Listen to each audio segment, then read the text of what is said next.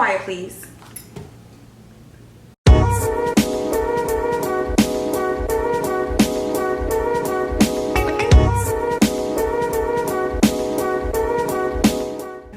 Today I'm actually going to be doing a story time.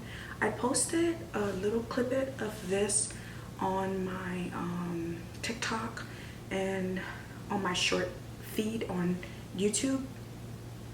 This video in no shape or form is to bash anyone. This is just my story. I am not trying to bash anybody, but I feel like whatever I've been through, I know that it's going to be able to help somebody. That's why I'm talking about it. So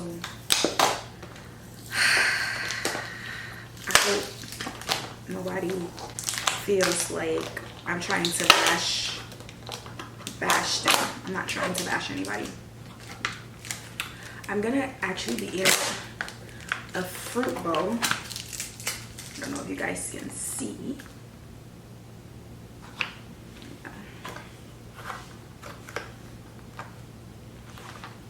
I'm gonna go ahead and open it.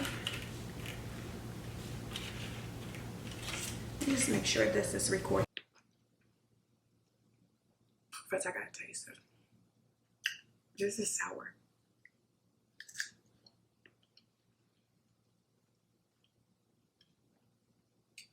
Okay, this story time is about one of my aunties from my biological father, her father's side of the family. So this is not my mother's side of the family.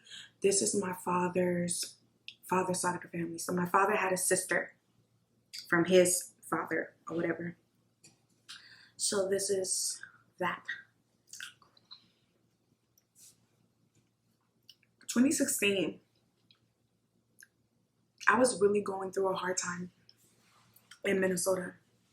Like, I had just got out of a breakup, and I was young at that age, to be honest, and I was confused. It was a lot of stuff going on. I had my own apartment, and I don't know, I just got tired with everything, just a lot of stuff that was going on in my brain, in my head.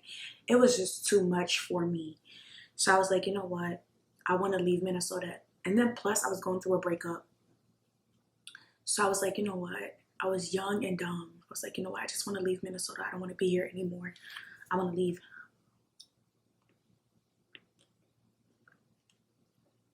So I ended up, one of my aunties, I don't know, I had got a call from one of my family members. They were like, one of my aunties was looking for me. Because my biological father have so many sisters, but I didn't meet any family member from his father's side. I only met family members from his mother's side. So I know my mother's side of the family. I don't know my father's side of the family. So my family was basically saying that my mother's side of the family was basically telling me that, you know, there's this lady that was looking for me, and she didn't have any children, and she and my father was very close. I heard so many stories how she and my father was very close, and she wanted to see me. And I was kind of scared because, I don't know, growing up I've been through so much as a child, to the point I don't want to go anywhere to anybody. I don't want to be with anyone. I don't want none of that. So then one of my cousins, we're going to name him Gift. One of my cousins called me and he was like, Winnie, you know, just try it out. Just go over there and see. Things might be different for you. So I was like, okay. So she booked my ticket and everything. No, scratch that. I I was already going on the East Coast over there, like around there, to because my birthday was almost around that corner. So she was like, I should come over there. So I was like, okay. So I was supposed to have a great time in, I think it was Maryland, and she wanted me to come to Carolina. So I went to Maryland, spent some time there, and then I went to Carolina because my auntie was over there. My auntie, I was told that my auntie was married, that she had no kids. So I was like, okay, fine. But to be honest, I was very hesitant about going over there. I was so scared because I'm like, I've been through so much in my life, like so much. So I'm like, I don't want to go to no family member. I don't want to be this place, that place, other place. I don't want to do that. So anyways, fast forward. I went to Carolina, and my auntie has like this husband that's like a supposed pastor. He says he's a pastor, right? And my auntie is like, she's a medical doctor. Basically, my auntie pays all the bills in the house and does everything, while my uncle just sits and enjoys his life. Now, my auntie was very, very affectionate. She loved me very, very much. Like, she will always like either take down my hair, she will hug me, she will always want to be around me. And because I never had my mother growing up as a child, I didn't really know how to accept that. Like, I wasn't like, I don't really like, I'm not too affectionate when it comes to motherly aspect. So I was like, most of the time I would be in my room, and most of the time she would want me to actually be around her. You know, she wants me to be around her. So mind you, my auntie has two houses. She has a house in North Carolina and she has a house in South Carolina.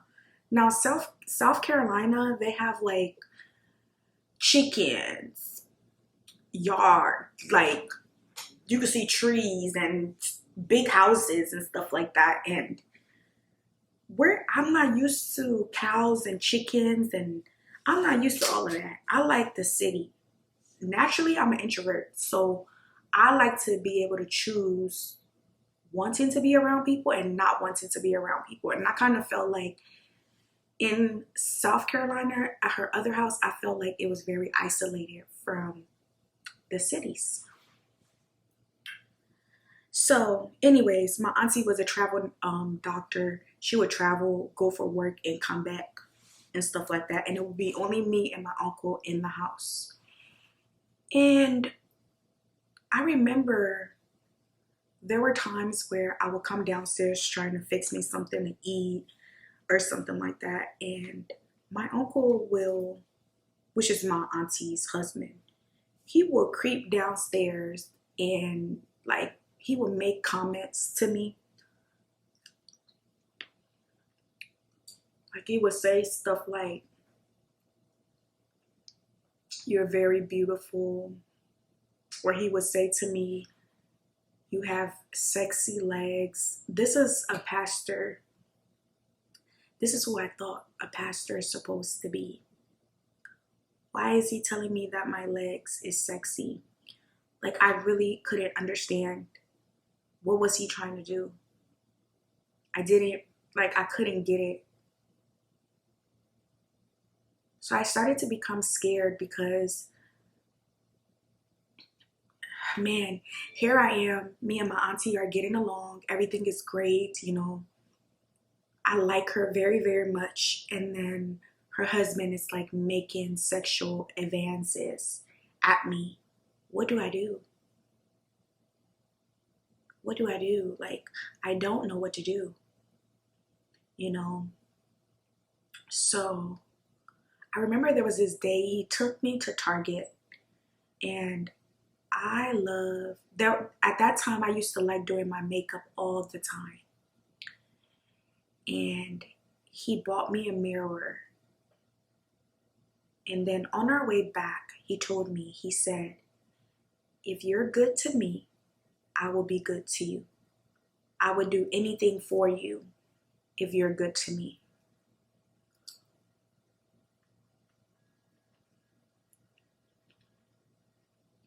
And I asked him, I said, what do you mean by that? And he said, you're a big girl. You know what it means. Mind you, I was like 23, 24. So I was of age. I know when somebody is trying to do certain things or say certain things, but I couldn't understand why would he try to do something like that, knowing very well that you're married to my auntie. What possibly could you want from me? Like, what do you want from me? I have nothing to give you. Nothing sexual I have to give you. Like, I'm not here for that. I'm not here for that. So there was this day I went upstairs. I think he wanted me to bring him something, like his breakfast or something like that. So I went upstairs and I took him tea or something like that. And he hugged me. When I give them the tea, he like hugged me in a very inappropriate way, like very smothered, very too close. And I felt so uncomfortable. I felt so dirty. I felt so dirty. I was like, what? Like, I should have stayed in Minnesota. What did I get myself into? What did I get myself into? I didn't know what to do. I wanted to tell my auntie, but then I was scared. You know,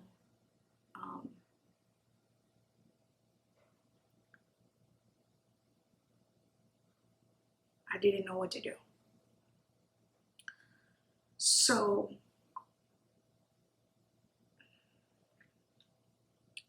after that, I told my dad, other sister from his mother's side, I told her, we're gonna call that particular auntie, we're gonna call that auntie Angel because has been in my life forever and she's amazing.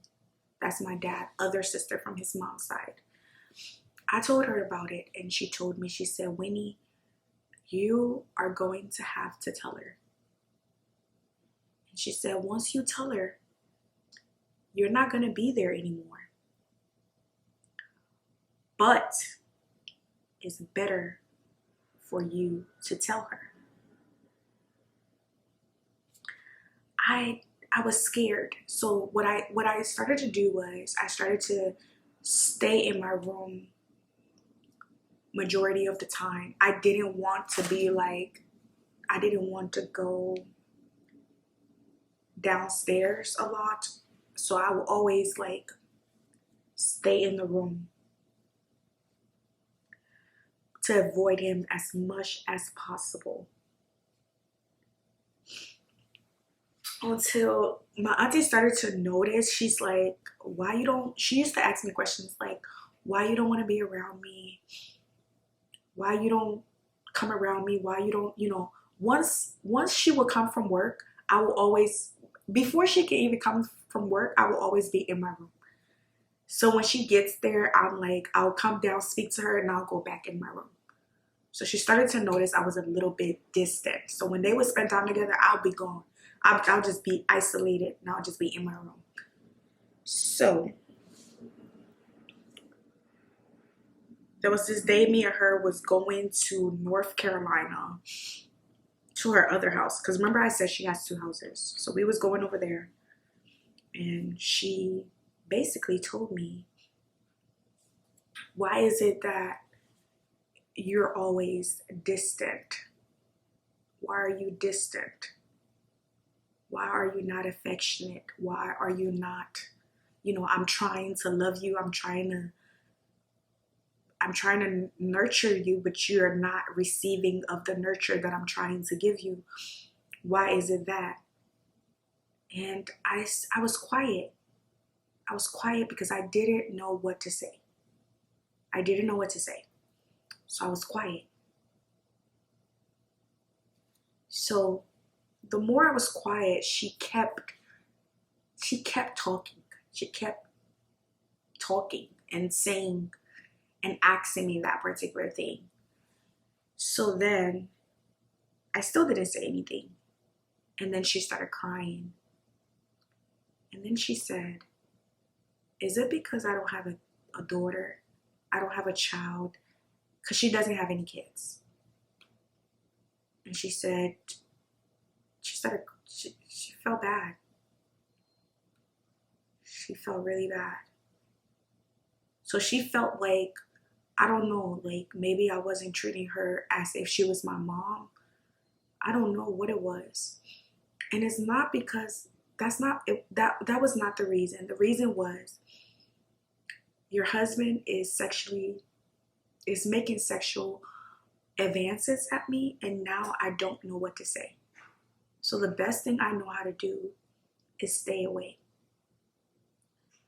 So because she was crying and I heard her crying, I told her, I said, you know what? Your husband has been saying things to me and it's been making me very, very uncomfortable. That's why I stay away. That's what I told her. And then she said, when we get home, we are going to talk about it. So I started to feel a little bit better, but then I was kind of scared. Mind you, we was driving from South Carolina to North Carolina. The ride became very quiet. So we went to North Carolina. We spent a few days in North Carolina. I think it was like a day or two. And then we got back to the house. When we got back to the house, I went upstairs into my room. And my uncle was in the kitchen. And my auntie told my uncle, Winnie said that she has something to tell us. So I was upstairs. I walked out of the room because I heard it, and I was listening. And then I heard him say, she's just trying to control your house. She's just trying to run your house. She's a trouble child.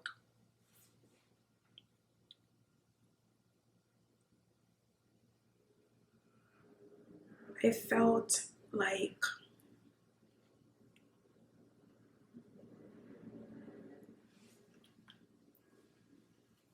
I was so angry.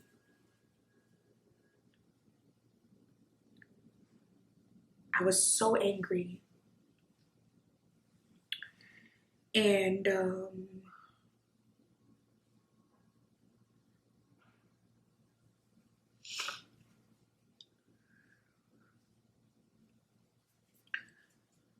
I didn't know what to do. So what I did was, it was dinner time, and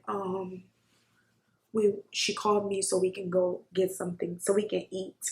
Because usually at her place we eat like a family. We sit at the table and we eat like a family. And I remember sitting at the dinner table. The food is on the table. My auntie husband is sitting down eating. My auntie is across the table from me. And it's very quiet.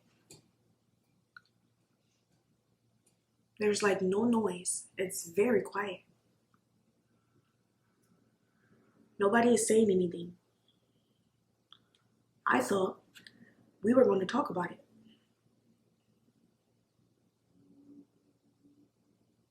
That's what I thought.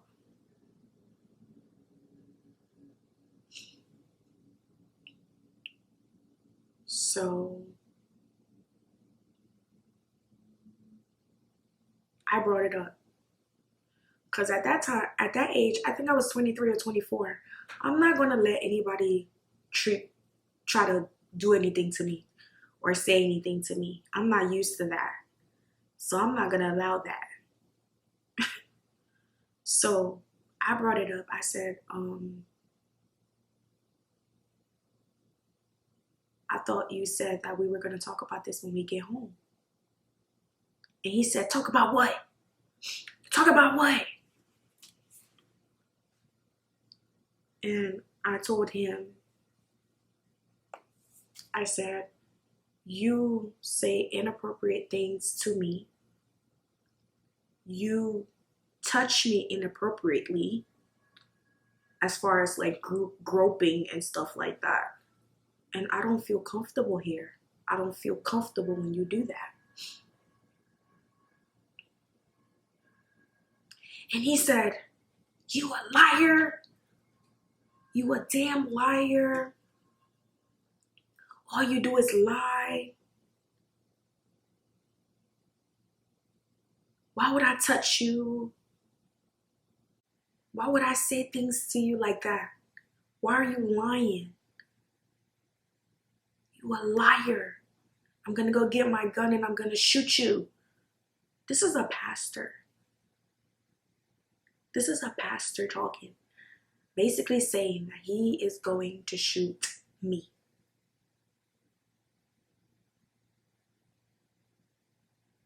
He's going to shoot me. The only good thing was, like I told you guys, I have an auntie that loves me. My auntie that had the crazy husband, she loves me. But my other auntie, she doesn't play about me.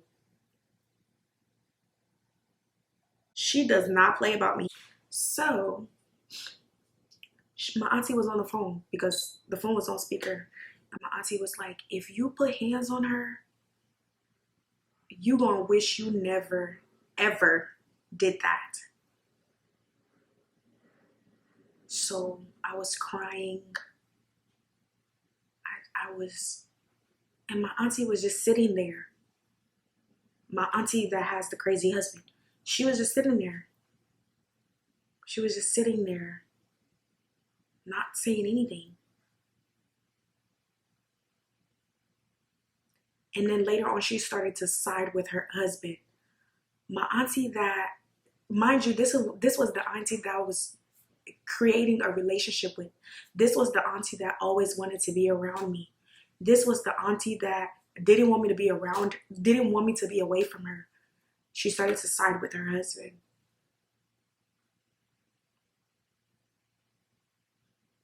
I was crying. I just went upstairs. I packed my bags.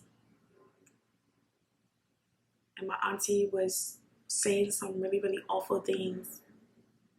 Telling her husband, I'm a troubled child. I've never lived with you before, so how can you know that I'm a troubled child? Like, this is the first time, I'm coming to stay here with you. I only stayed in her house for like a few months, and it started. I didn't even stay there that long. Like, so I packed my bags, and I came back to Minnesota.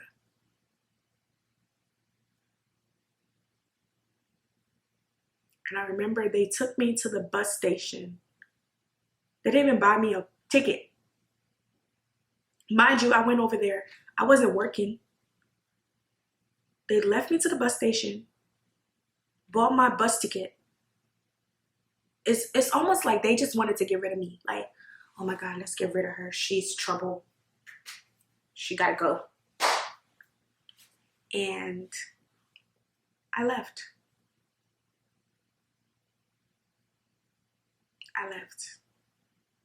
And when I left, I went through a lot of stuff.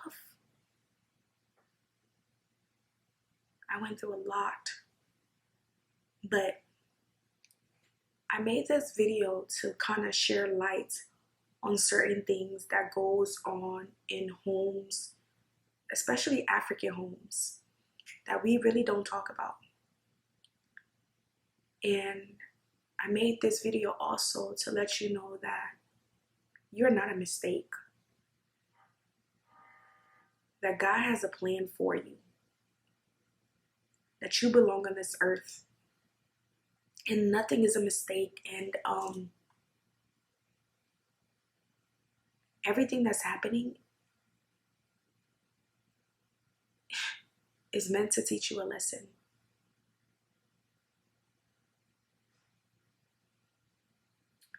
Back then, I didn't know I would be here today, but look at me now. Like I said, this is not to bash my auntie. I kind of feel like, that was her husband. She loves her husband, and it was a really, really tough decision for her to make. I have forgiven my auntie. And like I said, in this story time, I called her peace. There's no love lost, but I am ready to move on with my life. I've closed that chapter in 2016. We're in 2023. I do think about it though, but it's made me who I am today. If you want to see what happened when I left her house, where did I go? If you want to hear more about the story, please let me know. Thanks for listening to me. This is my first story time, so I was kind of nervous. But you know what?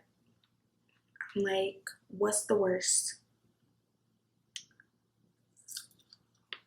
Don't forget to hit the like button. Don't forget to comment. Don't forget to subscribe. And turn your bells on.